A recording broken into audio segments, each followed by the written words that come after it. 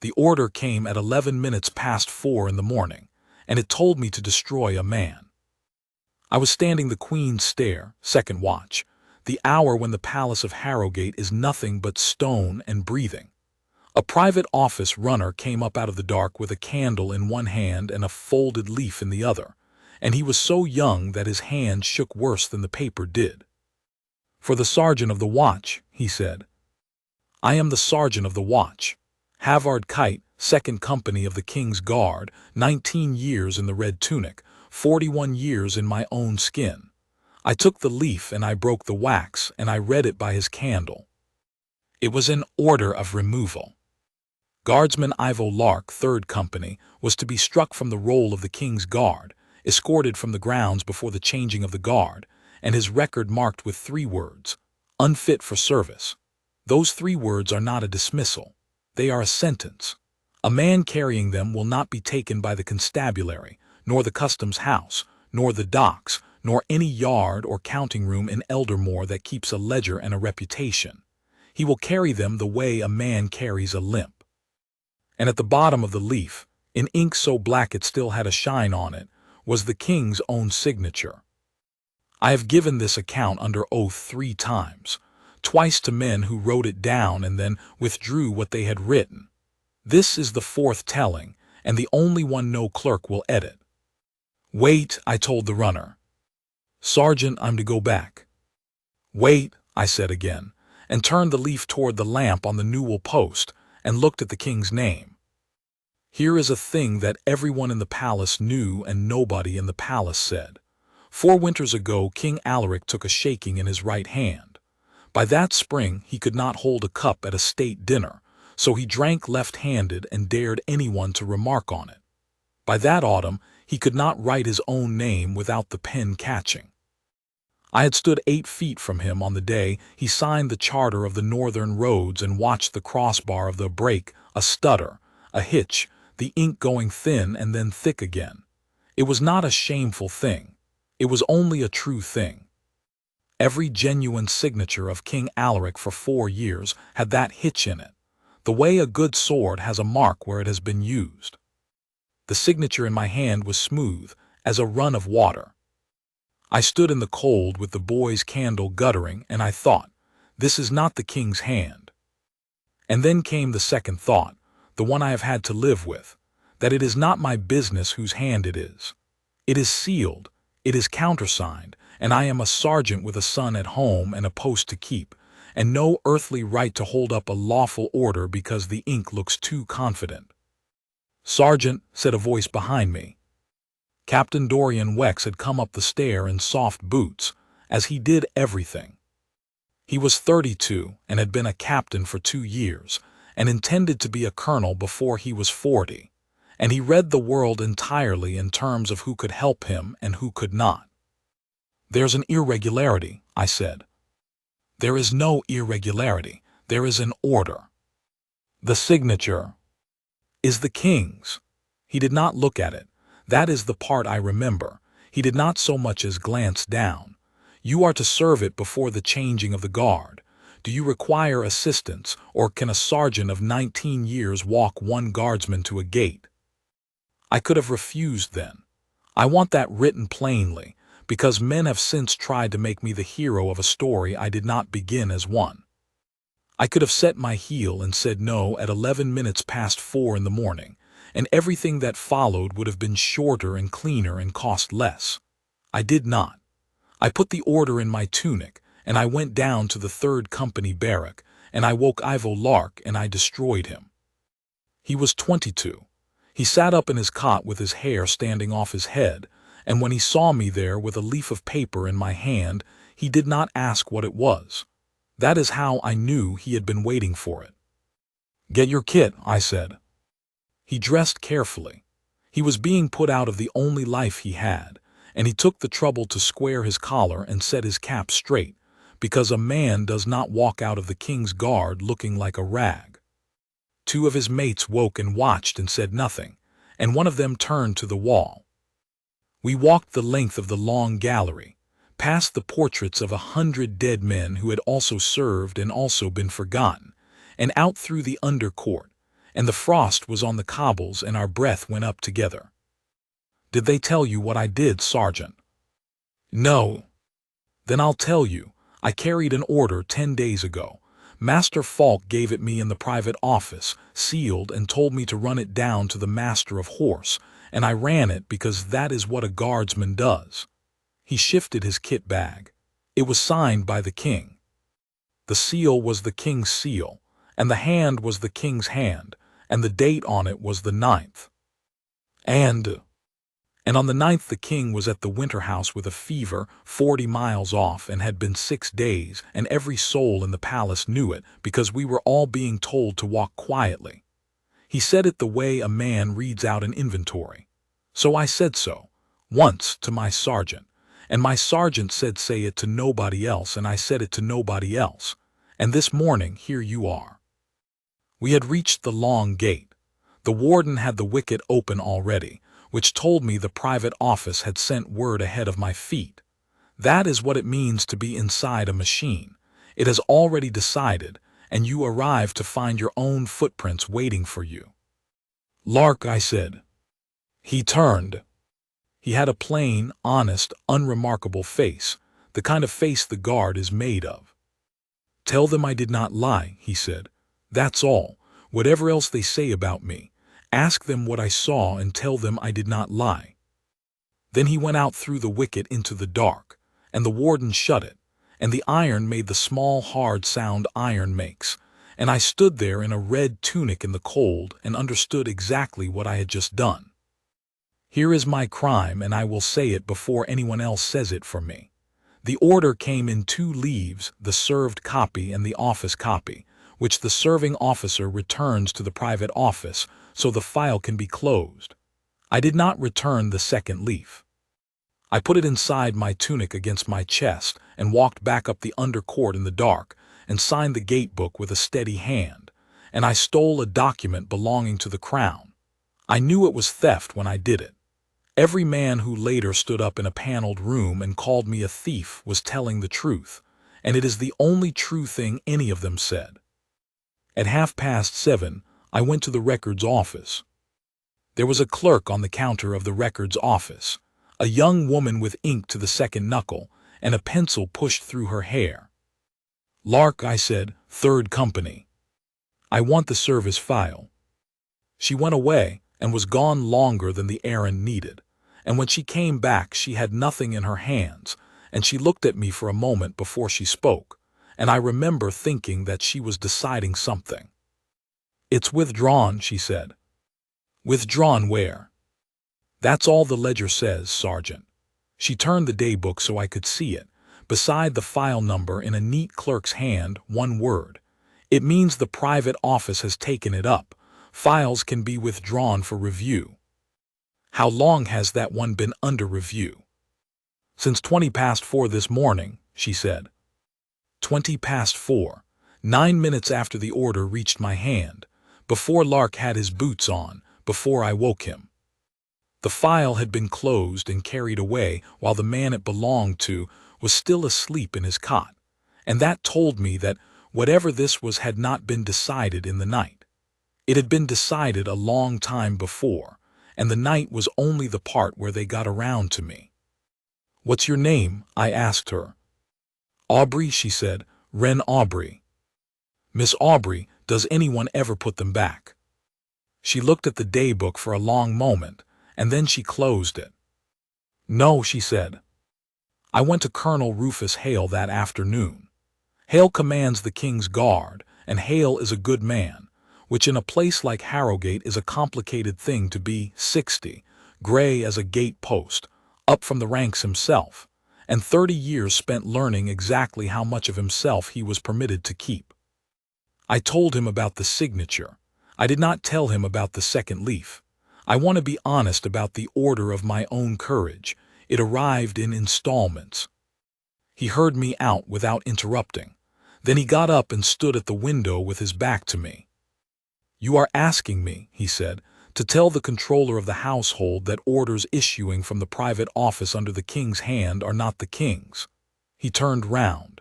His face was not angry. It was tired, and being tired is worse. Do you know how many orders have come out of that office in 4 years? How many I have executed? How many I have countersigned?" I said nothing. "Neither do I," he said. "That is the trouble. Nobody knows because nobody has ever needed to count." He came back to the desk and put both hands on it. "Let it lie, Kite. Not as a coward, as a man who has watched this happen to better men than you. Lark is gone. You cannot bring him back by breaking yourself in half." "Sir, the boy told me what he saw." "Yes," said Hale. "They always do. And then they are gone, and it is a boy's word against a paper, and the paper always wins, because the paper is what the palace is made of." I went back to my post. At 4:30 in the afternoon, the Queen Consort came down the Queen's stair. Morwenna of Harrogate is not a woman who sweeps. Sweeping is for people who need to be noticed. She came down the stair the way water comes down a stair, in dove gray with her hands folded, 2 ladies behind her at a distance somebody had measured. Queen Consort 11 years, Lady Morwenna of no particular house for the 30 before that. The story in the barracks was that she had come to court as a companion to somebody's aunt and simply never left, the way a stone in a shoe never leaves. She stopped 3 steps up, level with my shoulder. "Sergeant Kite," she said. I had never spoken to her. I had stood within 10 feet of her 400 times, and she had never once looked at me, and I would have sworn she did not know I existed. "Ma'am, you were at the long gate this morning, before the changing of the guard." "I was, ma'am." "That is a cold hour to be at a gate." She looked at me then. She had light eyes and a very still face with nothing in it at all, no malice, no warmth, no interest. It was like being looked at by a window. The household asks a great deal of its servants. I hope it does not ask more than it can pay for. And she went on down the stair. It was not a threat. It was a piece of information, that she knew where I had been standing at 4 in the morning, that she had learned it within 11 hours, and that she wished me to know she had learned it. Then Princess Malin came down the stair after her. She was 9 and she was late, and she was carrying her shoes.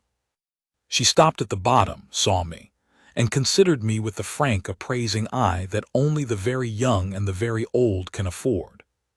"You stand very still," she said. "Yes, your Highness." "Why?" "Because it is my post, Highness." She thought about that. Then she said, "Does it hurt?" And I said no, and she said, "It looks like it hurts," and went off down the corridor with her shoes still in her hand, and one of the ladies came back for her.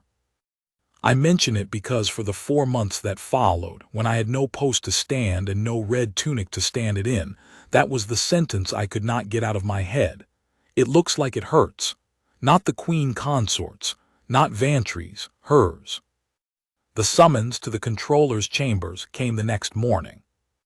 Lord Sabian Vantry had a room the size of a chapel and a desk with nothing on it, which is the most frightening kind of desk, because it means the work happens elsewhere and only the verdicts arrive here. He rose and came round it and shook my hand, which surprised me. 55, a fine gray head, a voice you could have poured over a burn. "Sergeant Kite, 19 years, 2nd Company," he said it without notes. "Your father was a farrier at the Winter House. Sit down." I sat. He took the other chair rather than the one behind the desk, and that is a trick, and I knew it was a trick, and it worked anyway. "You served an order yesterday, Guardsman Lark, a wretched business, and I am sorry it fell to you. Removals always fall on the man who least deserves to carry them." He put his fingertips together. "There is a certificate of due execution, a formality. The serving officer signs to say the order was lawfully served and the file is closed." He slid a single sheet across the table. It said that on the morning of the 12th, Sergeant H. Kite had served a lawful order of removal upon Guardsman I. Lark, that the order had issued under the King's hand and seal, and that the serving officer had no cause to question its regularity. "My lord," I said, "I have cause to question its regularity." The room went quiet, not tense quiet. There is a difference, and the difference is the whole story of that room. Explain, said Vantry. So I explained. The king's hand, 4 years of a broken crossbar, one signature that had none, the 9th, the fever, the winter house 40 miles away. I did not tell him about the second leaf, because by then I had begun to learn. He listened the way a doctor listens, and when I finished, he did not argue with a single word of it. That is what I have never been able to make people understand about Sabian Vantry. He did not tell me I was wrong. He said, the household is not a building. It is an agreement between a realm and an idea, and it holds, the courts sit, the taxes come in, the regiments muster, precisely as long as the realm believes the idea is sound. If a sergeant of the guard says aloud in a place where it can be written down, that orders bearing the king's hand and seal might not be the king's, then every order of the last 4 years is in doubt. Every dismissal, every appointment, every warrant and writ and pardon. Every judgment made in his name by men who acted in good faith. He spread his fingers very slightly. You would not be exposing a wrong. You would be pulling out the pin. Then someone should not have put the pin in, my lord. I have wondered since whether he flinched. I have decided that he did not, and that this is the worst thing I know about him. Sign the certificate, said Vantry. And if I don't? Then a man who did not sign it will be found, he said, and the file will close anyway, and the only difference in the world will be to you. He stood. The palace does not have secrets, Sergeant Kite, it has files, and a file can be withdrawn. I signed it. I want that on the record too, because there is a version of this story going about in which I was a hero from the first minute, and it is a lie, and lies are what I have spent a year of my life fighting. I signed Lord Vantry's certificate. I put my name to a paper saying I had no cause to question the order, while the stolen second leaf of that very order sat folded inside my tunic, 4 inches from my heart. I went down to the guardroom afterwards and sat with my hands between my knees and hated myself for a quarter of an hour. And then, because I could not bear the floor any longer, I looked up. The guardroom of the second company has a board on the north wall, oak, black with 2 centuries of smoke, carved with the name of every man of the company who died in the king's service or left it with honor. It is called the roll, and every recruit is walked past it on his first morning and told, this is the only promotion that matters. I had walked past it 6,000 times. I had never once actually read it. Third column, 11th line down, between BRNNANT and FELLOWS. There was a gap. Not a blank, a gap. Somebody had taken a chisel to the oak and cut a name out of it and rubbed the wound with lampblack to make it look like shadow, and it had been done long enough ago that the raw wood had gone dark. But the letters had been deep, and oak remembers. If you stood close, with the lamp behind you, you could still read the ghost of them. FELD. I stood in front of that board with my cap in my hand for a long time. Then I went to find someone old enough to remember. The old company almshouse sits at the bottom of Fen Row, where the city stops pretending to be a capital. It smells of coal and boiled leeks and shoe polish, because old soldiers polish their shoes even when they are not going anywhere. Ansel Bray had been sergeant major of the second company for 11 years and retired for 9, and he sat by the fire with a blanket on his knees that he clearly resented. Kite, he said without looking round, you've put on weight. Sit down and tell me what's wrong, because nobody comes down Fen Row for the view. So I sat and I told him all of it this time, the order, the signature, the boy at the gate, the withdrawn file, Vantry's chapel of a room, the certificate I had signed, and the gap in the roll. When I said the name, he shut his eyes. He was quiet so long I thought he had gone to sleep, the way the very old do. Then he said, Osric Feld, and opened them again, and they were wet, and he was furious about it. Tell me, I said. 12 years ago, before she was queen, just before, and you hold on to that boy. She'd been at court 2 years, companion to old Lady Estrid, and Lady Estrid died, and by rights Morwenna should have gone home to whatever head she came out of. Instead she stayed and got herself made keeper of the Queen's household, the late Queen, God rest her. Isolde was alive then, and ill, and the ill are easy to be kind to when you want something. Feld, I said. Feld had the private office night door. Good lad, slow, but the kind of slow that doesn't miss anything. He worked his jaw. And one night in the spring he comes to me at midnight, white as a sheet, and says, "Sergeant Major, I have seen Lady Morwenna in the clerk of the seal's room with the seal out of its box, and no clerk with her, and a paper on the desk, and she was writing on it. And when she saw me she smiled and said good night, Feld, and shut the door." The fire spat. Bray's hands had closed on the arms of the chair. "And what did you do?" "What you did, what every man does. I told him to write it down and say it to nobody else, and I took it up the chain because that is what the chain is for." He looked at me. And 9 days later a search was made of the 2nd Company barrack, and under Feld's floorboards they found a chased silver cup out of the green pantry, and he swore on his mother he had never seen it, and he was tried by a household board in a closed room in one afternoon, and dismissed the service, dishonored, and given 6 months in the county jail. And a fortnight after that, 4 men came into the guardroom with a chisel and cut his name out of the roll, and my captain stood and watched them do it, and I stood and watched them do it, and I have thought about it every night for 12 years. Where is he? Dead 6 years. Never worked again. Who takes a dishonored guardsman? He carried coal. He carried coal at 51 years of age with a bad chest, and his chest finished him, and they buried him at Lobeck where his wife came from. Hesper Feld is alive still, 70 years old, and she takes in mending. He turned his head and looked into the fire. And there is your household, Kite. There is your agreement between a realm and an idea. "There's one more thing," he said at last, "and I'll give it you, and then you'll leave this house and never say you had it from me, because I have a pension and it is all I have. When it was done, when Feld was in the jail and his name was off my board, I went to the records office and asked for his file. I wanted to see the paper a man's life had been taken with." He smiled, and it was a terrible smile. "And do you know what the clerk said to me?" "Withdrawn," I said. "Withdrawn," said Bray. They moved me the following week. The Queen's Stair went to a corporal of the 4th, and Sergeant Kite went to the Long Gate night watch, which is the coldest post in Harrogate and, more to the point, the emptiest. On the Queen's Stair a man sees everything that walks through the heart of the palace. At the Long Gate, between midnight and 8, a man sees coal carts and fish carts and rain. Nobody said the word punishment.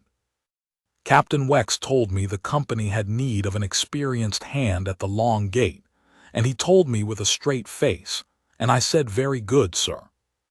Then I went looking for Ivo Lark. It took me 4 days. A dismissed guardsman with 3 words on his record does not leave a forwarding address.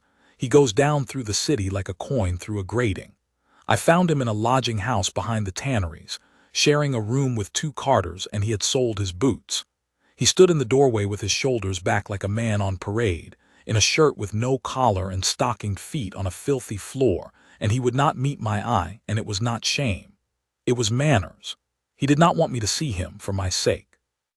I sat on the end of his bed for 2 hours and made him tell me the whole of it twice, and I wrote it down.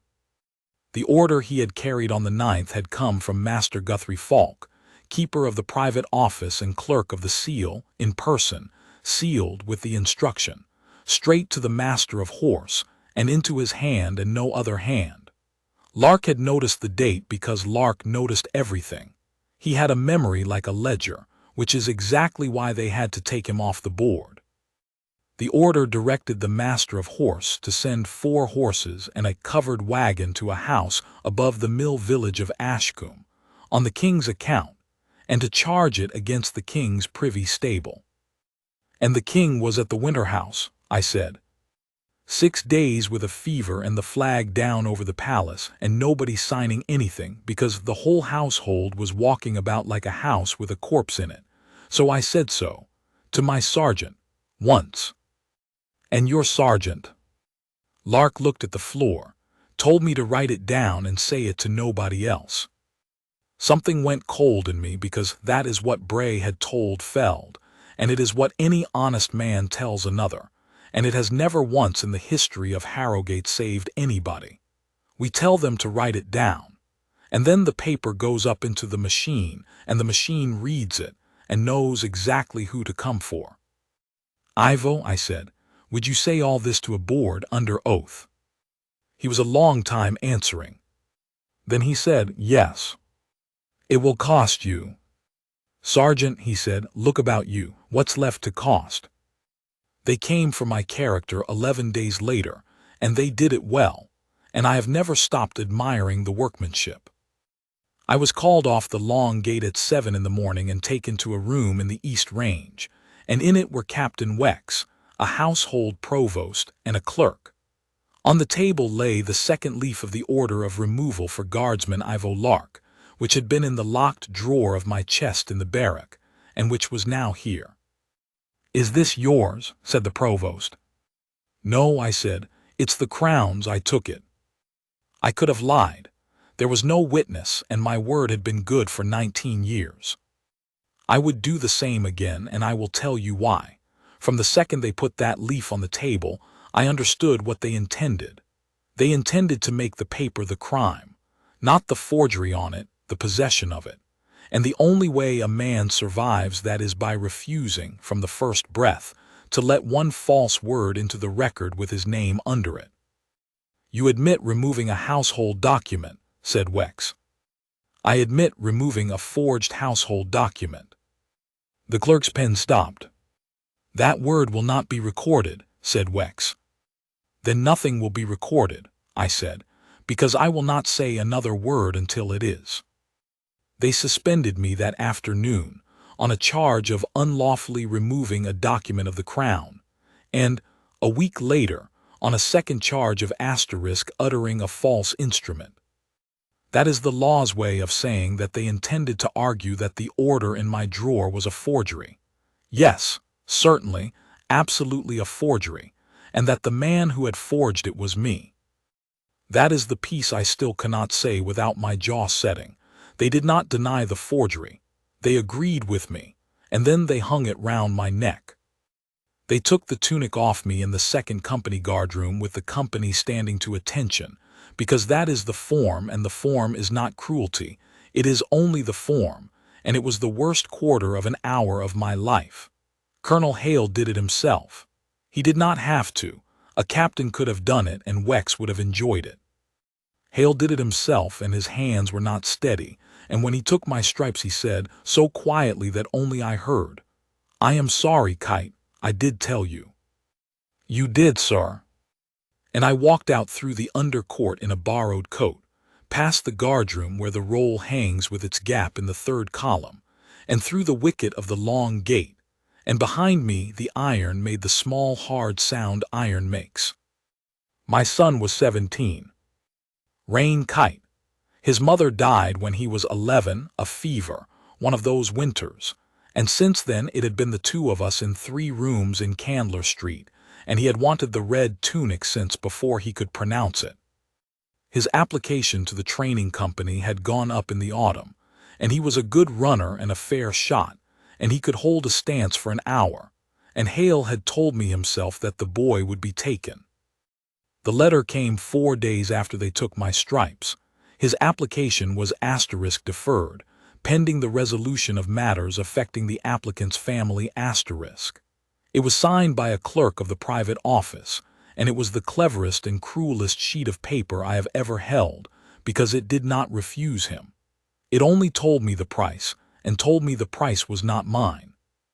He found me reading it. He took it out of my hand and read it and put it on the table. Well, he said, they've made a mistake then. Rain. They think I'll ask you to stop. He was very white and very calm, and he looked exactly like his mother. Don't stop. Then the newspapers came. The Eldermore Herald ran it on a Tuesday, guard charged in palace document theft, and there was not one false word in the whole column, and that is the art of the thing.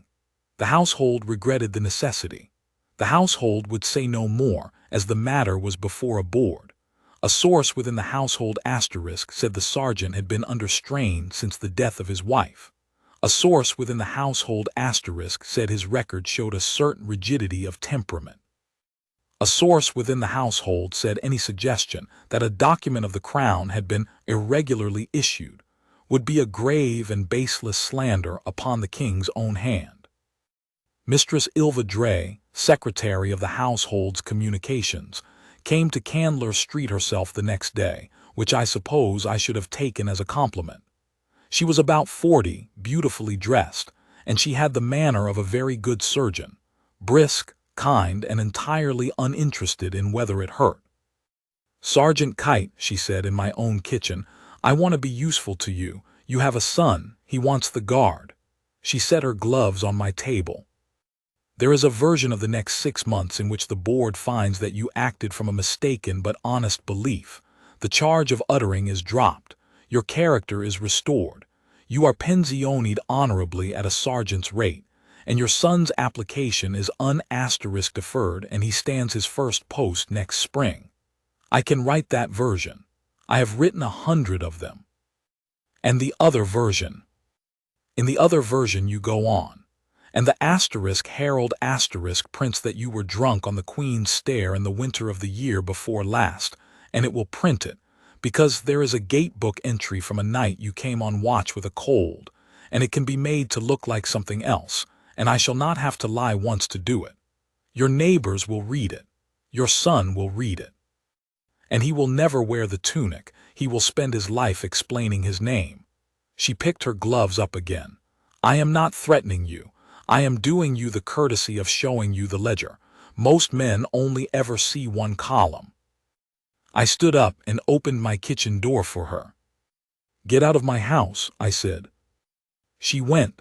At the door she stopped and looked back, and for a moment there was something else in her face, and I have never decided what it was. "You are going to lose," she said almost gently. "You are one man and it is a building."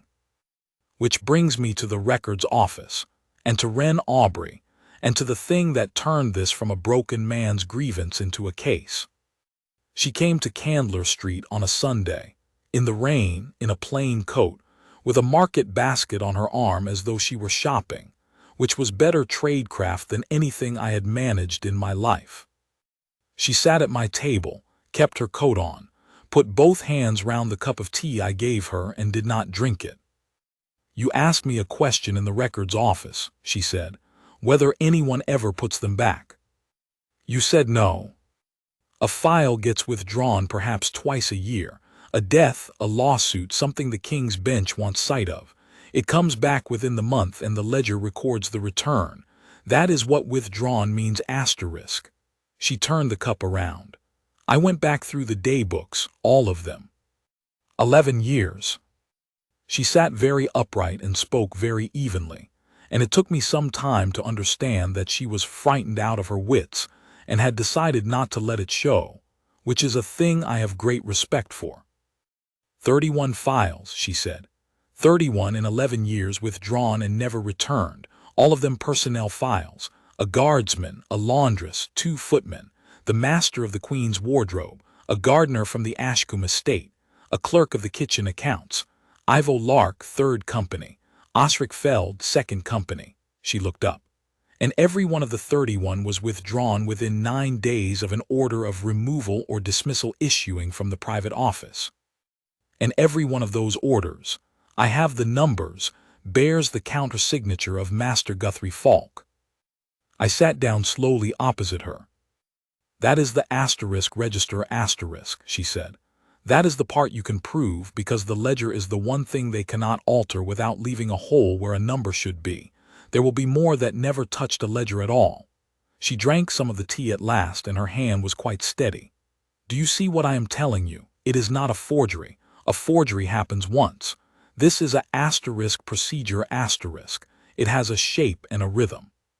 Somebody has been running it, the way you run a stable or a kitchen, for 11 years.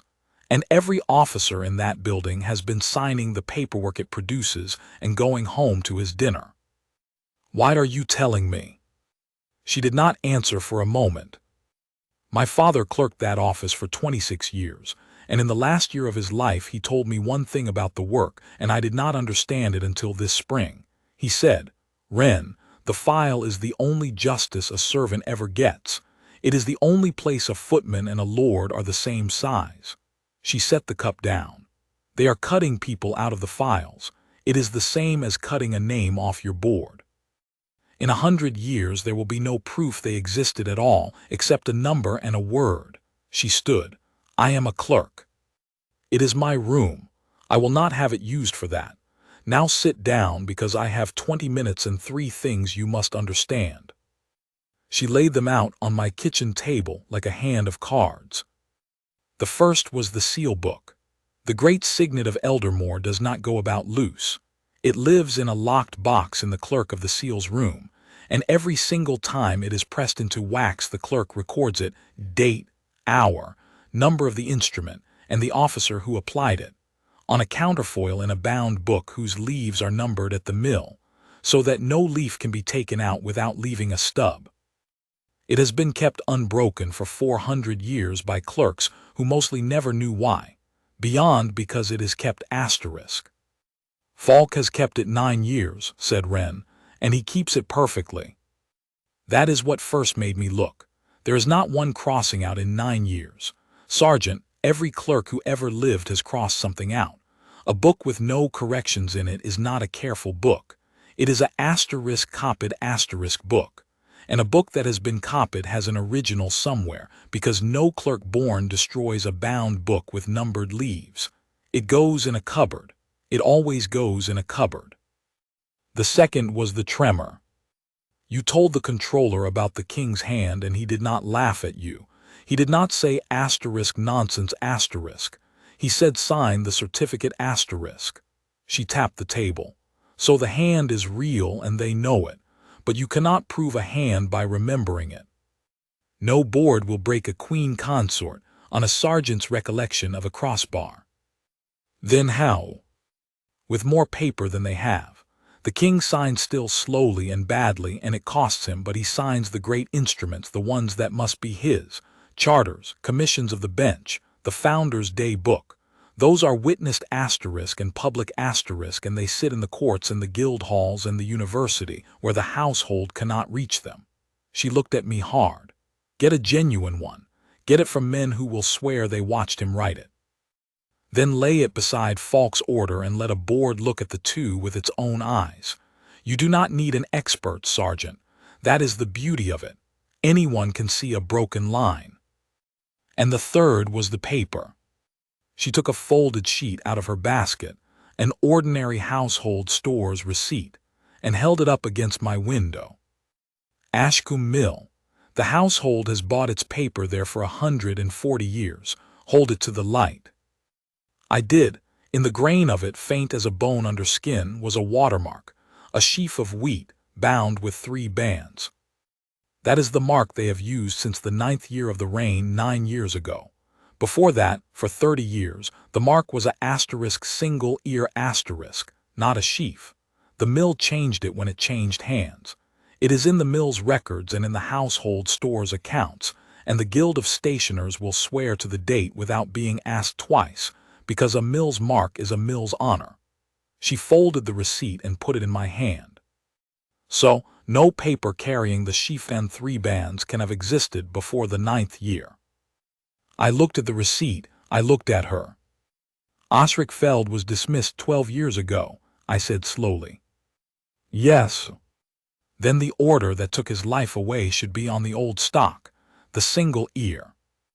It should be, she said, and his file is withdrawn, but the asterisk order was served, and a served order is copied into the company's own order book, and an order book is not a file. It is a asterisk book asterisk. It is bound. It has numbered leaves. She picked up her basket and pulled her coat closed. It lives on a shelf in the guardroom of the 2nd Company, Sergeant Kite, where it has lived for 12 years, 4 feet under a board with a hole cut in it. and you are the only man in Eldermore who could walk into that room and be handed it without one soul thinking to ask why." She went out into the rain. I stood in my kitchen a long while with a store's receipt in my hand, and for the first time since the boy with the candle came up the Queen's stair, I was not afraid. I have thought about the word for a year, and the closest I can come is hungry asterisk. The trouble was that I could not walk into that guardroom, and we both knew it, and she had said it that way to spare me the shame of saying it myself. I was a suspended man, so I did the only thing left to me. I stood in the rain outside the long gate like a beggar and waited for the changing of the guard. They were good to me, and I want that said. Guardsmen are not clever men mostly, and they are not brave the way ballads mean. They are men who have agreed to stand where they are told. But they knew me, and they knew the asterisk Herald asterisk had called me a thief, and not one of them believed it. Corporal Denny Sar brought me tea. Big Marlowe, 11 years in the company and never in his life a word he did not need, walked past me and said, "Roll's still got a hole in it, Sergeant," and walked on. And on the 4th morning, Denny Sar came out through the wicket with the 2nd Company order book for the 11th and 12th years of the reign under his coat, and put it into my hands. "I never gave you that," he said. "You never did. It goes back tomorrow before parade, or I'll be in the next cell along." I took it home and sat at the table in Candler Street with the lamp pulled down close, and turned to the spring of the 12th year, and found the entry and read it. Order of the Private Office under the King's hand and seal. Guardsman O. Feld, 2nd Company, having been found guilty by Household Board of the theft of Crown property, is dismissed the service, dishonored and struck from the roll. His file is withdrawn to the Private Office. No appeal lies. And pasted onto the facing page, as the regulations require, was the served copy of the order itself. I took the lamp off its hook and held the page up to the flame. The watermark came up out of the paper like a face out of deep water. A sheaf of wheat, bound with 3 bands. I sat down on my own kitchen floor with my back against the table leg and laughed, and it was not a good sound, and my son came out of his room to see who had died. Because you understand what it meant. It did not merely mean that Osric Feld's dismissal was forged. It meant something worse and far more dangerous, that the order pasted into that bound book had been written on paper that did not exist on the day it was supposedly written. 3 years before that mill ever pressed that mark into a sheet. Somebody had gone back, years afterwards, when somebody somewhere began to ask questions about a coal carrier who had died with 3 words on his record, and had cut out the true page and written a fresh order and pasted it in, believing that nobody would ever look, because in 12 years nobody ever had. It was not the crime. It was the asterisk covering of the crime, and the covering had left its fingerprints in the grain of the paper. I did not sleep that night. I sat with the order book and Wren's receipt and a stub of pencil and built it, piece by piece, the way you build a case and not a grievance. And what I did not have, what the whole thing stood or fell on, was one honest, witnessed, undeniable signature of King Alaric of Eldermore, written in front of people who would swear to it, in a place the household could not reach. Founders' Day is the 9th. On Founders' Day the king goes to the university in the city and signs the Founders' Book in the Great Hall in front of 800 people, and the book stays there, in a glass case, in the keeping of a bursar who answers to nobody in the palace at all. It was the 6th. I shaved and brushed my one good coat, and went to see Colonel Rufus Hale. He met me in a chop house on Fen Row, which told me how far things had gone. A colonel of the King's Guard does not meet a suspended sergeant in a chop house unless he has already decided something and has not yet admitted it to himself. I put it all on the table between the plates, the order book, the receipt, the watermark, the 31, the seal book with its perfect, uncorrected, copied leaves, the tremor, and Feld 12 years dead with the wrong paper under his name. Hale held the order book up to the window himself, and looked a long time at the sheaf and its 3 bands, and put it down. "Do you know what I have done for 11 years, Kite? I have countersigned. It is most of what a colonel does. An order comes down from the private office under the king's hand, and I put my name beneath it, and the order becomes real." He was not looking at me. "I countersigned Feld's. My name is at the bottom of that page. Look." I looked. It was. "And I do not remember it," he said. "That is what I have to live with, a page among 400 pages on a Tuesday 12 years ago." He rubbed his face with both hands, like a man coming out of water. "How many of the 31 have my name on them?" "Most of them, sir." He nodded slowly. "Then I have been the hand that did it, and she has only been the head." Here is the moment the whole thing turned, and it did not happen in a courtroom, and there was no music. It happened over cold mutton, when a gray old colonel sat back in his chair and said, in a perfectly ordinary voice, "There is one thing you have wrong, Sergeant. You have been going about this as though the king were protecting her." His eyes were very clear. "Ask yourself what 4 years of not being able to sign your own name does to a man like Alaric. If his hand shook so badly that his own household began to root itself around him, would he tell anyone? Would he stand up in his own court and say, 'I cannot hold a pen'?" Something in my chest went very quiet. "No, sir," I said, "he'd hide it. He'd hide it. And he'd let the private office assist him, because the private office is meant to be his own hand, and for 4 years the assistance would grow, until one day he looked up and found his household had stopped needing him to sign anything at all, and by then he would be too proud and too ill and too ashamed to ask the question." He leaned forward. "The king is not hiding her secret, Kite. She is hiding it from him. And so is every man in that building who ever countersigned a page, and that includes me, and it includes Vantry, and Vantry knows it, and that is why he would sooner break you than open one drawer. It is not loyalty to her. Not one of them cares a straw for her. It is that if the thing comes out, they must all stand in a room and explain to their king, to his face, what was done in his name while they were being sensible." He pushed his plate away. "They are not covering for a queen, they are covering for themselves." I sat there and felt the whole shape of it come round, the way a ship comes round. Everything I had done to that hour I had done as a man laying an accusation. I had been trying to bring down a queen consort, and it had been killing me, because a sergeant does not bring down a queen. A sergeant is a stone against a river, and the river does not even notice. But that was never the job. The job was smaller and enormously larger. The job was to get the king his hand back. "What do you need?" said Hale. "Founders' Day," I said. "The 9th. I need to be in the great hall of the university when he signs the book, and I need you there beside me, in uniform, watching him do it, so that, when they say the sergeant is lying, there is a colonel of the king's guard who will stand up and say I watched him write it, and the crossbar broke." Colonel Hale looked at me across the wreck of a bad dinner for a long, long moment. "You understand," he said, "that if I do that I do not survive it." "I understand, sir." 31 years. "Yes, sir." He picked up his cap and turned it round in his hands once and put it on. "Well," he said, "I have countersigned quite enough.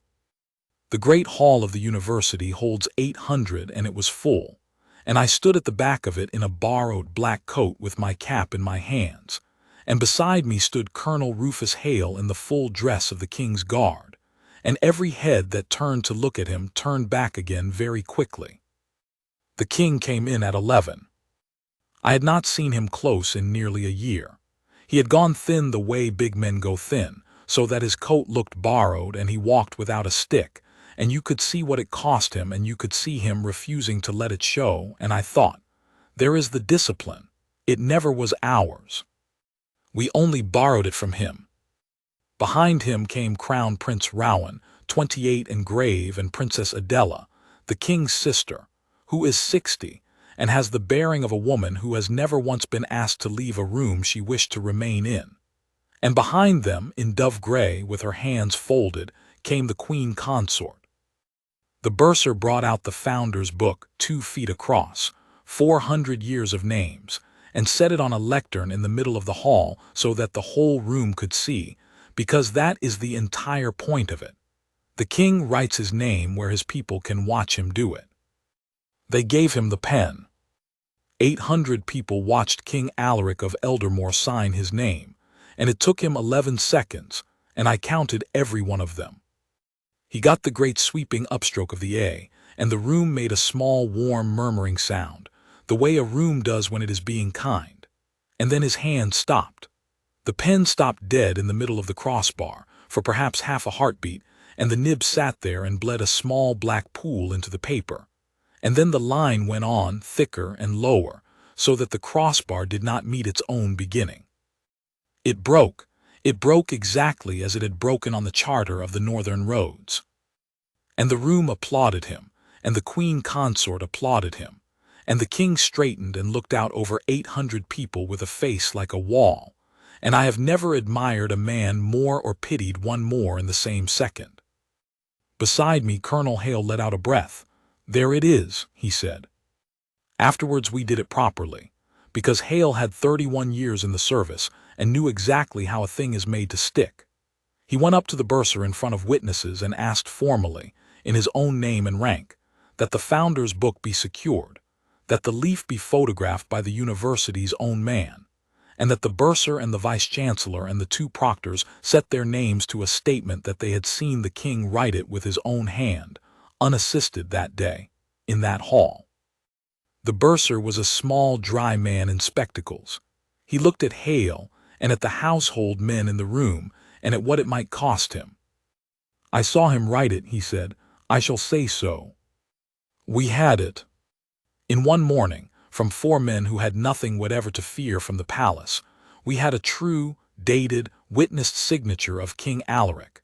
And in my coat I had an order that had put a guardsman out of a gate at 4 in the morning, with an A on it as smooth and steady as a schoolmaster's. 2 days later the household announced a discreet inquiry. A discreet inquiry into certain administrative irregularities in the private office. Lord Sabian Vantry conducted it in person, and sat for 6 days, and interviewed, I was told, 31 witnesses, which I thought a beautiful number for a man to choose.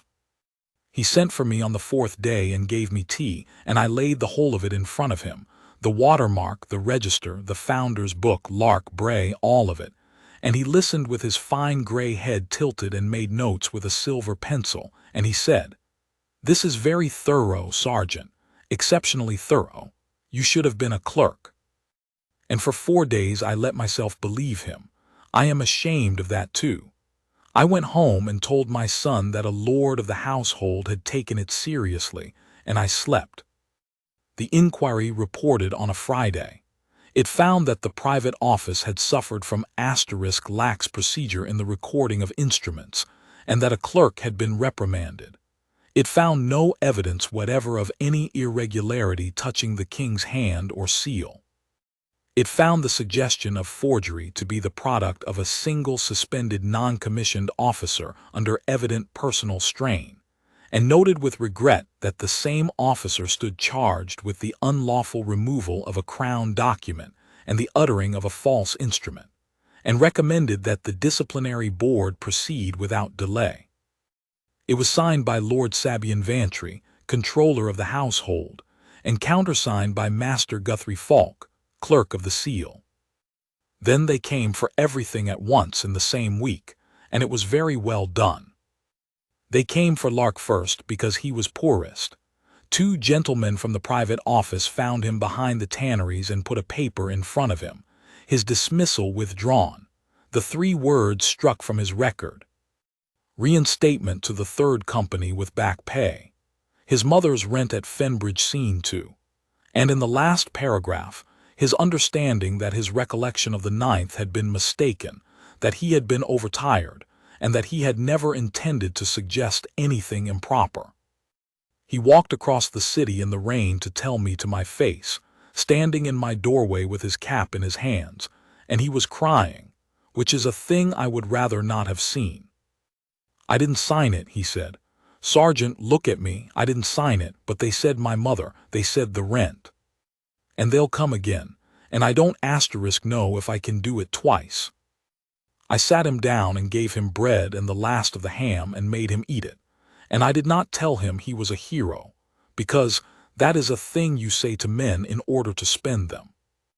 "If you take their paper," I said, "I will not blame you for 1 hour of my life, not 1 hour, but if you don't be at the board in a clean collar and stand up straight and tell them what you told me, because they can rewrite a paper, Ivo.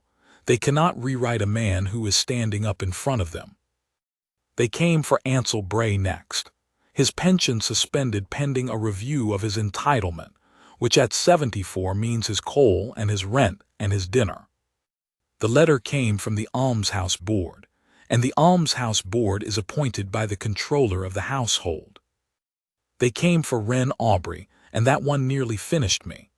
A store's audit found an asterisk irregularity in the day books. The ledgers were removed for examination, and Miss W. Aubrey, junior clerk, was suspended on full pay, which is what they do when they want you out of the room but have not yet decided how frightened you are. And they came for Colonel Rufus Hale, who was relieved of the command of the King's Guard on a Tuesday morning, and offered the governorship of the garrison at Callowmere, 400 miles away, on the coast, in the fog, where the household sends the men it wishes to be proud of at a distance. He refused it and went on half pay and moved into 2 rooms above a saddler's, and when I went to see him he had his medals out on the table and was polishing them, and he said, without turning round, "Don't look at me like that, Kite. It's tidying. Men tidy." And on the Thursday of that week, at 10 in the morning, a footman came to Candler Street with a card, and the card requested the attendance of Mr. Halvard Kite upon Her Majesty the Queen Consort, in the orangery of the Palace of Harrogate at 3. The orangery is 100 feet of glass and warm, wet air and lemon trees in tubs, and it was February outside and summer within, and she sat in a wicker chair beside a tree with fruit on it, alone, with her hands folded. There were no guards. That was the first thing I noticed, and I have never forgotten it. She had sent them out. "Mr. Kite," she said, "thank you for coming. Sit down." I stood. "As you like." She did not appear to mind. "Do you know these will not fruit in Eldermore without a house of glass and 4 tons of coal a year? Everything beautiful in this country is expensive, and everything expensive is resented, and so we are all obliged to pretend that the coal simply happens." She looked up. "You have made a great deal of trouble for a very large number of people, most of whom have never done you the slightest harm. Do you imagine I do not know what you think of me?" "I don't imagine anything, ma'am. I've read a ledger." "Yes. Ledgers." She smiled faintly, and it was the smile of a woman recognizing an old opponent. "Let me tell you what a ledger cannot show you, and then you may go on thinking whatever you like. 4 years ago the King's hand began to fail. Not all at once, it failed the way a roof fails. And the machine of this household, which does not care in the least for the man at the top of it, went on demanding 400 signatures a week, warrants, writs, pardons, appointments, payments to men who would not otherwise be paid, provisions for towns that would not otherwise be provisioned. She turned her hand over in her lap, and he could not sign them, and he would not say so. Do you understand me? He would not say so, not to me, not to his son, not to his physician. He would sit in that room at midnight with a pen in his fist, and his hand jumping like a fish, and he would sooner have died than let one man see it. So somebody had to keep the roof on. She said it very simply, and I confess that for perhaps 4 seconds it was the most reasonable thing I had ever heard. "In Osrichfeld," I said. The orangery was very warm and very quiet. "I do not know the name," said the Queen Consort. And there it was, the whole of her, in 5 words, and every doubt I had entertained about whether I was doing a decent thing went out of me like water out of a cracked jug, because she was not lying. I have been lied to by experts, and she was not lying. A man had been cut out of the roll of the second company and put on a coal cart until his chest killed him, and his wife takes in mending at Lobeck at 70 years of age, and the woman who did it could not remember his name. He stood the private office night door, I said. 12 years ago, he saw you with the seal out of its box. Mr. Kite, I shall be straightforward with you because I think you an intelligent man in a stupid position. She rose and shook out her skirt. Your board sits in 9 days. You will lose. I do not say it to frighten you. I say it because it is arithmetic. You will lose, and you will be convicted of uttering a false instrument, and you will go to the county jail for 2 years, and your son will not enter the guard nor anything else, because he will be the son of a man who tried to forge the king's name. Or the charges are withdrawn, your rank restored with the arrears. You are posted at your own request to the winter house, where the duty is light and the air is good, and you take your pension there as a warrant officer. Your son stands his first post at the long gate next spring, and I will pin the ribbon on him myself. Your colonel takes Calomere with the local rank of brigadier. The old man at Fen Row has his pension restored with an increase, and the girl in the records office is made senior clerk. Every one of them. Hold. She turned those still, light, entirely empty eyes on me. And you say nothing. That is all. You do not lie, Mr. Kite. I would not insult you.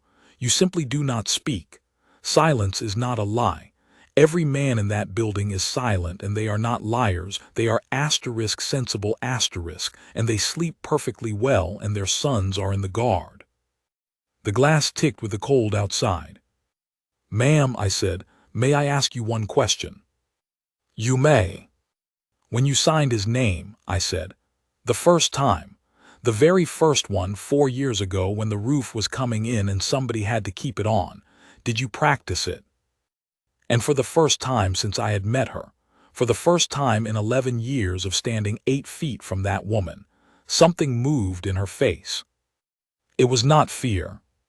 It was smaller and much worse. It was the flicker of a person doing an inventory in her head at high speed and not liking the total. Get out, said the queen consort. I walked back through the under court in the cold with my heart going like a drum, and I did not understand why. And then, about halfway across, I did. Did you practice it? Nobody forges a signature at the first attempt. Nobody. Not a queen, not a clerk, not a schoolboy copying his father's hand onto a note for the master. You practice it. You sit at your own writing table with your own pen and you write the name over and over and over until your hand learns it. And while you do that, under your paper, there lies a sheet of blotting paper, and the blotting paper takes up the wet ink backwards and keeps it. And blotting paper is not a document. It is not a file. It cannot be withdrawn. It is rubbish, and rubbish is thrown away. And rubbish in the palace of Harrogate is thrown away by servants. I went to find Emery Sloane. Sloane had been keeper of the king's chamber for 38 years. He was 71, 4 feet 11 inches of starch and disapproval, and he had spent 4 decades brushing one man's coats. I found him in a chair outside the king's dressing-room door, which is where he sat and had always sat, and would sit until he died. I did not dress it up. I had run out of time to be clever. Mr. Sloane, the queen consort's writing table, who empties it. He looked at me, a long moment out of a face like a folded glove. I do. The chamber servants do the rooms. The writing tables are mine and always have been, because there is not one of those girls I would trust with a letter. His chin came up. I have emptied the king's baskets for 38 years, sergeant, and never once read a scrap of what was in them. But you kept it. The old man's jaw worked. In that room, he said, there is a man who has been my whole employment since I was 33. When they shave off his blotting leaf and throw it in a basket, they are throwing away his hand. His hand. He said the word as if it were sacred, and I understood then that to Emery Sloane it was. There are 9 boxes of it in my room, every leaf of every year, dated in pencil in the corner because I am not a savage asterisk. My sister thinks I am mad. Mr. Sloane, I said, and my voice was not steady, you said the writing tables, plural. Sloane looked at the dressing-room door, and then down the corridor, and then at me. Her Majesty's, he said, is the second table on my round. It has been for 11 years. The household board sat on the 22nd, in the Court of the Seal, which is a paneled room under the West Tower with a long table and a fire and 11 chairs, and it is where the household has judged its servants for 200 years, in private, with the doors shut. The doors were shut when I came in. There were 11 at the table. Lord Sabian Vantry sat at the head of it, because the controller chairs a board of the household. Master Guthrie Falk sat at his right hand as clerk. Mistress Ilva Dray sat at the far end with a folder. Captain Dorian Wex sat behind them as the officer who had preferred the charges. I stood at the end of the table where the accused stands, and there is a mark worn in the floorboards there, and I looked at it, and I thought about all the feet. I had no advocate. The guild had declined me. I had a leaf of paper, a bound order book, a store's receipt, a photographed page from the university, and 19 years. Sergeant Kite, said Vantry, you are charged that you did unlawfully remove a document of the Crown from the custody of the private office, and further that you did utter a false instrument, to wit, an order of removal bearing a signature falsely purporting to be that of His Majesty the King. How say you? To the first, I said guilty. The pen of the clerk moved. Somebody at the table let out a small breath. To the second, not guilty, and I asked the board's leave to give evidence. The board will hear you, said Vantry, in the voice of a man conducting a funeral he has arranged himself. Then I asked that the doors be opened. The room went very still. That is not the practice of this board, said Vantry. No, my lord, I said. It is not. Boards of the household sit in camera. It is for the protection of the servant. It has never once protected one, I said. Osric Feld was tried in this room in an afternoon with the doors shut, and there is nobody alive who can tell me what was said in here, because nothing that is said in here has ever been said anywhere else. I put my hands flat on the end of the table, and I looked down the length of it at 11 faces. My lord, I have come forward.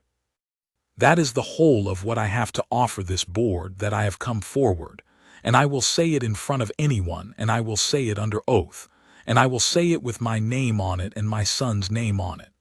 If it is true, it can be said with the doors open. If it cannot be said with the doors open, then it is not a board, it is a drain.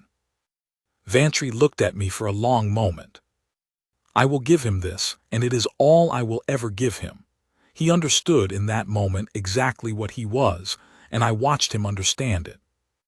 The doors, said a voice from the back of the room, will be opened. Princess Adela had come in by the small door behind the fire, and nobody had seen her do it, and she came down the room and stood at Vantry's shoulder, and Vantry got up out of the chair the way a man gets up out of a chair when there is nothing else he can do.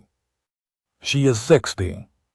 She is the king's sister, and she is warden of the Seal of Eldermore, which for 200 years has been an honorary office, and which she informed the room, in 11 words, was not one.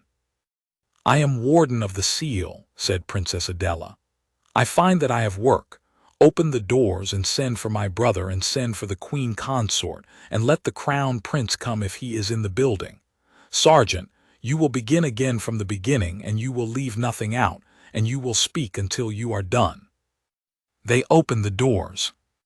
I spoke for 2 hours and 40 minutes. I began with the boy, and the candle at 11 minutes past 4.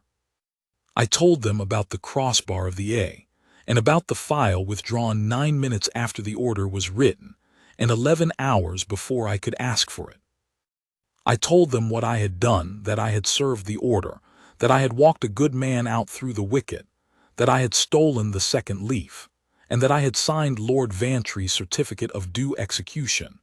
And I looked at the king, who had come in and taken a chair by the fire and sat with his hands in his lap, and I told him that I had signed it, and that I was ashamed.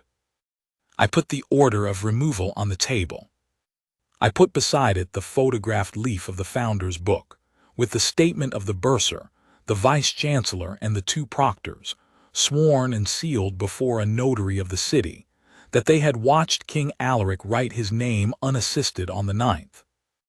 And I asked the board to look at them.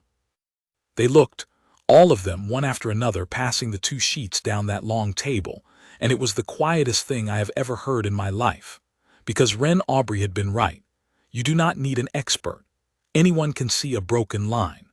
On the one, the king's name going up strong and stopping dead in the crossbar and bleeding its small black pool and going on again, thicker, lower, brave and ruined and true. On the other, the same name in one clean, confident, unbroken sweep, by a hand that had never shaken in its life. Crown Prince Rowan looked at the 2 of them for a long time. Then he raised his head, not at me, not at Falk, not at the Queen Consort, at Lord Sabian Vantry. "You held your inquiry for 6 days, he said. "Did you at any point put these 2 sheets side by side?" Vantry did not answer. "Answer him," said Princess Adela. "No, Your Highness." "Why not?" And Vantry, "I will remember this until they put me in the ground," said, in a perfectly level voice, "because I did not wish to know." Then I called my witnesses, and the household of Harrogate watched its own servants walk in through its own open doors.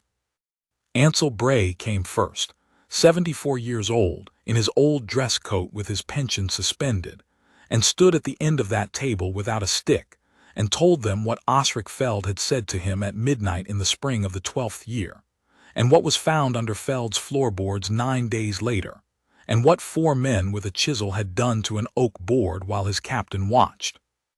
Ren Aubrey came next, suspended, and put the records office daybooks on the table and walked the board through 11 years of them, number by number, and read the 31 names aloud, every one slowly, because she said that was the point. Colonel Rufus Hale came on half-pay, in uniform, which he was entitled to wear exactly once more, and told the board that he had watched the king sign the founder's book and the crossbar had broken.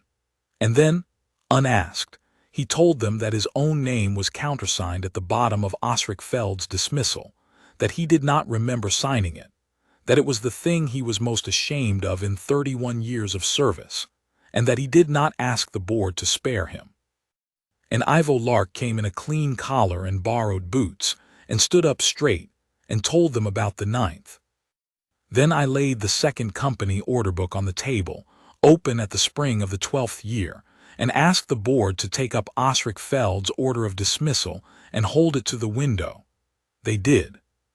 And I gave them the Guild of Stationers certificate, 11 shillings and a morning's walking, stating that Ashcombe Mill had used the mark of a single ear of wheat until the 9th year of the reign, and the sheaf with 3 bands thereafter, and had never used both. That order is dated the 12th year, I said. It is written on paper that did not exist until the 9th, 3 years asterisk after Osric Feld was already dead in his reputation and carrying coal. It is not the order that was served on him. It is a asterisk replacement asterisk. Somebody cut the true page out of a bound book with numbered leaves and wrote a new one and pasted it in, and they did it recently, and they did it because somebody had begun to ask questions. I looked down the table. My lords, that is not the crime. That is the asterisk covering asterisk of the crime, and the covering is not 11 years old. It is happening now, in this building, this month, and I would not be standing here charged with forgery if it were not. And then Emery Sloane came in, 4 feet 11 inches of him, carrying a Japan box. He would not sit. He stood at the end of that table, and told 11 officers of the household of Harrogate that he had emptied the writing tables of the royal apartments for 38 years, that he had kept the king's blotting leaves, dated in pencil in the corner, because they were his master's hand, and he would not have them in a basket, and that from the spring of the year, the king's hand began to fail. He had kept the queen consorts as well, in a separate box, because he had noticed something and had not known what to do about it, and had therefore done the only thing a servant of 38 years knows how to do, which is to keep it tidy and say nothing until he is asked. "Nobody ever asked me," said Emery Sloane. He opened the box.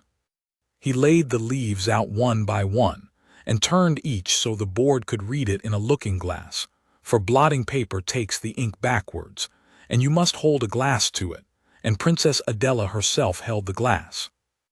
On the leaf of the 11th of April, 4 years ago, the name of King Alaric of Eldermore was written 22 times. 22 times at the Queen Consort's own writing table in the Queen Consort's own room. The first 6 were nothing like him.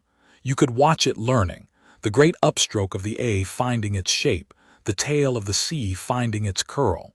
By the 11th it was very good. By the 22nd it was perfect, smooth, confident, unbroken, and utterly, hopelessly wrong, because by the 11th of April 4 years ago the true hand had already begun to break, and no forger practicing from an old copy had thought to put the tremor in. She had learned him too well. She had learned the king he used to be. The court of the seal made no noise at all. Master Guthrie Falk stood up. He had sat at Vantry's right hand for 2 hours and 40 minutes as clerk of the board, writing down every word of the evidence against himself in a neat clerk's hand, because he was a clerk, and that is what a clerk does. "There is a second seal book," he said, "in the cupboard behind the map press in my room. The leaves are numbered. I never destroyed it." He set down his pen and squared it with the table edge. "I want that written down. I never destroyed it. And I want it written down that I asked in the 3rd year and was told it was the king's wish, and that I never asked again, and that I have known for 9 years that I was a liar and went on. It is not a defense. I should like it written down." And then the queen consort rose. She was magnificent. I will not pretend otherwise. There is no honor in pretending your enemy was small. She stood at the side of that room in dove gray with her hands folded, and she looked down the table at 11 men who had obeyed her for 11 years, and she said, in a voice like cold water, "You will consider very carefully what you are about to do. Every warrant I signed is a warrant this household executed. Every appointment I made is a man sitting in this room. If you unmake my hand, you unmake yourselves, every one of you, back 4 years, and there is not a man at this table who will still have a place at it when the courts have finished." She let it sit. "This is the word of a suspended sergeant against the crown. I invite you to be *sensible." And King Alaric got out of his chair by the fire. He had not spoken once. He had sat and listened for 2 hours and 40 minutes, and he got up now with great difficulty, and no one dared help him, and he came down the length of that table and stopped at the lectern where the board's own minute-book lay open. "Give me a pen," said the king. Somebody gave him a pen. And King Alaric of Eldermore, in front of his sister and his son, and his household and his wife and the open doors, put the nib to the minute-book of the household board and signed his name. It took him 11 seconds. His hand jumped. The upstroke went up strong, and the pen stopped dead in the crossbar of the A and sat there, and bled a small black pool into the page, and every soul in that room stood and watched an old man fight his own hand in public, which is the thing he had spent 4 years and the honor of 31 people to avoid, and then the line went on, thicker and lower and broken. He laid the pen down. "That is my hand," said the king. He was breathing hard. He picked up the order of removal that had put Ivo Lark out of the long gate at 4 in the morning, and he held it up and his fist shook, and he did not care. "This is not." He turned round. "Madam," he said to his wife, "you did not keep my roof on. You took my name out of my hand while I was ashamed, and you spent it, and when men saw you spending it, you had them broken and their papers burned and their names cut out of an oak board with a chisel." His voice cracked and he let it. "And they told me nothing. Not one of you. For 4 years, not one man in my own house came to me and said, 'Sire, Your hand is failing and someone is signing for you." He looked down the table at Vantry. "You were sensible," he said. And then he turned and looked at the end of the room, where I was standing on the worn place in the floorboards, in a borrowed black coat, charged with forgery. "Sergeant," said King Alaric, "you came forward. Here is what happened after, because a man is owed the end of a thing."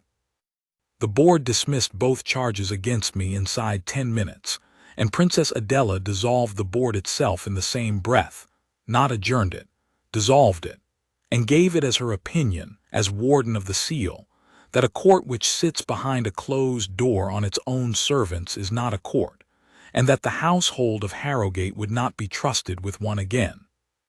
Disciplinary charges against a servant of the crown now go to the King's Bench in open court with an advocate, and a man may face his accuser and read the paper being used against him. It is slower. It is a great deal more inconvenient. Nobody has yet been quietly destroyed by it. Master Guthrie Falk gave up the second seal book from the cupboard behind the map press, exactly as he had said he would. It held 411 entries that were not in the fair copy. He pleaded guilty at the King's Bench to forgery and to the false keeping of a public record, did not defend himself, and is serving 8 years. He asked, before sentence, that it be recorded that he had never once been threatened, that he had done it because he was told it was the King's wish, and had found it easier to believe than to ask twice. The court recorded it. The Queen Consort was removed from the palace within the week. Every instrument bearing the false hand, all 411, was declared void by an act of the King in council, and a commission of 3 judges sat for 9 months to put right what could be put right, and there is a great deal that cannot be. She was stripped of every office and every authority in the household, and the matter went to the King's Bench, where it belonged, and where a queen consort stood at a rail like anybody else and was tried on the evidence and not on her rank. And she never once, from the first day to the last, admitted the name Osric Feld. I do not think she was pretending. I think that is the true horror of it. Lord Sabian Vantry resigned as controller. He was not charged. He had forged nothing and stolen nothing, and I do not believe he ever profited by a penny. He wrote 3 lines to the Herald ***, and I have kept them. I did not sign the King's name. I only ever protected the house. I have been shown that there is no difference, and I find I cannot argue with it. Mistress Ilva Dray went to a bank. Captain Dorian Wex was reduced and sent to Calomere, and I am told the fog does not agree with him. Colonel Rufus Hale was restored to the command of the King's Guard, served 14 months, and retired at his own request. He would not take the promotion they offered. He said a man who has countersigned 31 pages he cannot remember should finish at the rank he held when he did it. He lives above the saddlers still. I dine with him on Sundays, and he still tells me I have put on weight. Ansel Bray had his pension restored with the arrears, and refused the increase. Wren Aubrey is keeper of the records of the household of Harrogate. There is a rule in her office now, printed on a card and nailed to the counter. No file may be withdrawn except upon a written order naming the officer, the reason, and the date of return. And the day book is a public book, and any servant of the crown may ask to see his own. She wrote the rule herself. Her father's name is at the bottom of the card. Ivo Lark was reinstated to the 3rd Company with his back pay and the 3 words struck from his record, and stood his first post again at the long gate on a wet morning in April with his boots shining. And I stood in the road opposite in a black coat and watched him do it, because I was still suspended that week, and it was the only way I could be there. The 31 were reopened, every file, every name. 9 were dead. 22 were found, their records cleared and their pensions paid from the day they were taken, and the Crown wrote to each of them, and the letter was signed by the King himself, and it took him a very long time, and he would not let anyone else do it. They recut the name in March. It was a Tuesday, and it rained, and the 2nd Company paraded in the under court, and a carpenter of the household came with a chisel. a different chisel, and I have wondered since whether that was an accident, and cut the name of guardsman Osric felled back into the oak of the roll in the third column, 11th line down between BRENNAN, T and FELLOWS, M, where it had always been. Hesper Feld came up from Lobeck on the coach. She is 71. She stood in the rain in a black coat with her hands folded in front of her, and watched a man cut her husband's name back into a board, and she did not cry, and afterwards she came and found me and took my hand in both of hers, and she said, "He would have been so glad it was one of his own that did it." I could not answer her. I have not made a very good job of answering her since. King Alaric issued one decree out of the whole business, and it is short. No instrument issues under the king's hand unless the king has set his hand to it in the presence of 2 witnesses, who sign beneath, and whose names go into the seal book. And if the king's hand cannot do it, then the king's hand cannot do it, and the instrument waits, or the crown prince signs in his own name and under his own authority, and the realm may see plainly which of them has done it. He read it aloud himself in the great hall, badly, with his voice going, and made no apology for either. I got my stripes back on the 4th of April, and my post on the 5th. They offered me a commission. Princess Adela offered it to me herself, and Colonel Hale told me flatly that I was a fool to refuse it, and I refused it, and I have never been able to explain why to anyone's satisfaction, except that a lieutenant stands nowhere in particular, and I have found that I am a man who likes to know exactly where he is standing and exactly what he is standing for. I asked instead for the arrears of my pay to be sent to Lobeck, and Adela looked at me for a moment and said, "It will be sent, and the crown will double it, and you will not argue with me in my own house." My son entered the training company of the King's Guard in the autumn. He was not admitted because of what I did. He was admitted because he can hold a stance for an hour and shoot fair and run all day, and I made them put that in writing, because I have learned what paper is for. He stood his first post at the long gate in the spring, and the guardsman who mounted the watch with him and squared his collar for him at the wicket was Ivo Lark. I am back on the Queen's stair. There is no queen to go up and down it now, and they have not renamed it, and I do not suppose they will. Princess Malin came past me on the second morning, late, as usual, carrying her shoes. She stopped and looked up at me and said, "You're back." "Yes, Your Highness." She thought about it, the way she thinks about everything, seriously and for exactly as long as it takes. "Does it still hurt?" she said. And I said, "No, Highness, not now." She nodded, satisfied, and went off down the corridor, and a lady came back for her, and I stood my post. That is the whole of it. I have no great lesson to give anybody. I was not brave. I was slow and stubborn and a good deal luckier than I deserved, and there was a morning in February when I would have taken her offer if she had been clever enough to make it 3 days sooner. But I know this, and I will say it once, because it is the only thing I learned in a year of standing still while a building leaned on me. They will tell you that the house must be protected. They will tell you that the truth is a pin, and that if you pull it out the whole machine comes down, and they will be telling you the truth, and it will still be a lie, because a house that can only stand on a buried man is not standing. It is leaning, and it will go on leaning until somebody puts his shoulder where the wall is and says, out loud with the doors open in his own name, "This is not the king's hand." Anybody can say it. That is the part they cannot bear. It only wants one man, and he only has to say it once, and he has to be willing to lose.